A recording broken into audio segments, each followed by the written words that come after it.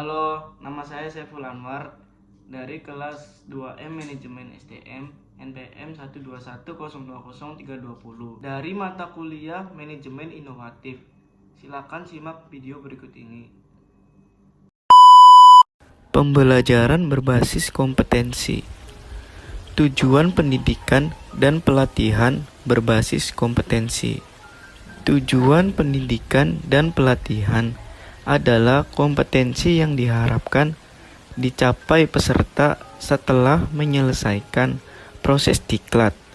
Kompetensi berbentuk kinerja untuk kerja yang baik dalam bidang kehidupan atau pekerjaan. Kinerja yang baik dapat dicapai berkat kemampuan menerapkan pengetahuan, keterampilan, dan sikap perilaku. Bila digambarkan, hubungan antara kompetensi, kemampuan, dan pengetahuan tampak sebagai berikut. Kompetensi ditunjukkan dengan kinerja minimal baik. Kompetensi dicapai sebagai hasil penggunaan kapabilitas kemampuan dalam memecahkan masalah aktual. Kapabilitas kemampuan sebagai hasil penerapan kombinasi penerapan pengetahuan, keterampilan, sikap perilaku.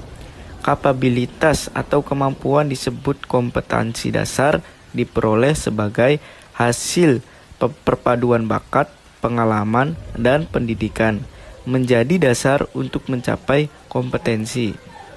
Kompetensi ditunjukkan dengan kinerja minimal baik. Kapabilitas kemampuan disebut kompetensi dasar, diperoleh sebagai hasil perpaduan bakat, pengalaman, dan pendidikan, menjadi dasar untuk mencapai kompetensi. Kurikulum berbasis kompetensi.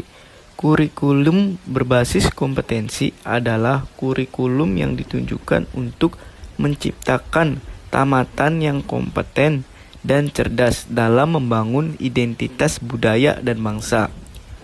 Kompetensi yang dikembangkan.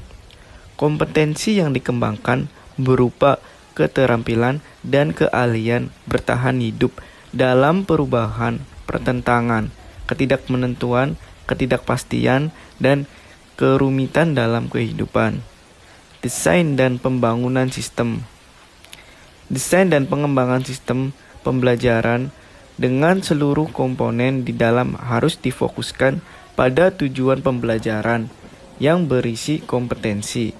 Pembelajaran berbasis kompetensi tidak hanya difokuskan pada pencapaian peserta diklat, tetapi juga pada pencapaian pengajar. Kompetensi awal dan karakteristik awal peserta didik. Pihak pertama adalah pihak yang paling berkepentingan dalam hasil pembelajaran di masa depan. Mereka adalah pihak yang perlu dibantu penyelenggara diklat untuk membangun cita-citanya atau peserta didik. Pihak kedua adalah pihak penyelenggara diklat. Di dalamnya termasuk pengajar dan pengelola satuan pendidikan. Pihak ketiga yaitu pengguna lulusan. Mereka adalah yang berkepentingan untuk mendapatkan lulusan sesuai kebutuhan lapangan kerja. Hubungan kompetensi dan strategi pembelajaran. Pendesain pembelajaran diharapkan dapat melaksanakan kegiatannya secara bertahap, yaitu pertama, menentukan tahapan dan langkah kegiatan pembelajaran dengan urutan isi yang diarahkan pada pencapaian kompetensi. Demikian pula pada saat menentukan metode, media alat, dan alokasi waktu harus mempertimbangkan kesesuaian unsur dalam strategi instruksional dengan kompetensi dalam tujuan pembelajaran. Kedua, pengajar melaksanakan rencana strategi pembelajaran yang telah disusun dengan memasukkan upaya pemberian motivasi sepanjang proses pembelajaran, agar peserta didik memfokuskan perhatiannya pada seluruh pembelajaran.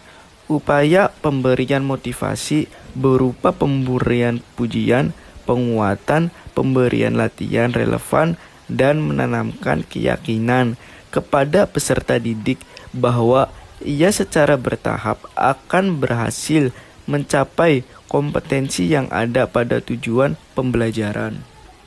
Hubungan kompetensi dan pengajar atau fasilitator. Pertama, fasilitator perlu menguasai bahan pembelajaran dengan baik atau sangat baik. Dengan pengasahan bahan pembelajaran, ia akan mampu tampil meyakinkan pada saat mempresentasikan isi bahan atau saat menjawab pertanyaan peserta didik. Kedua, fasilitator perlu berampil merancang dan melaksanakan strategi pembelajaran, meliputi tahapan pembelajaran, runtut saat menyajikan isi pembelajaran, menggunakan berbagai metode, media alat, mengelola waktu secara efisien, motivasi penguatan, dan penghargaan sepanjang proses pembelajaran. Ketiga, fasilitator perlu mampu menggunakan sumber belajar yang tersedia di perpustakaan, peralatan laboratorium, ruang pembelajaran, dan mampu menciptakan sendiri sumber pembelajaran lain jika sumber belajar ideal tidak tersedia.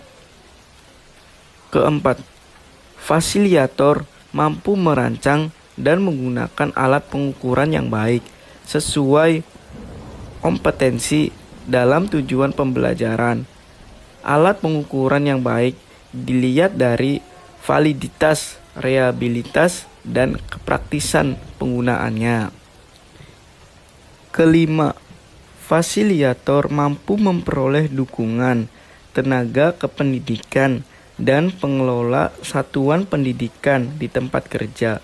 Dukungan tenaga kependidikan berupaya penyediaan ruang pembelajaran dan peralatan yang tersedia dari pimpinan satuan pendidikan, mendapat keleluasaan berekreasi dan berenovasi dalam melakukan pembelajaran.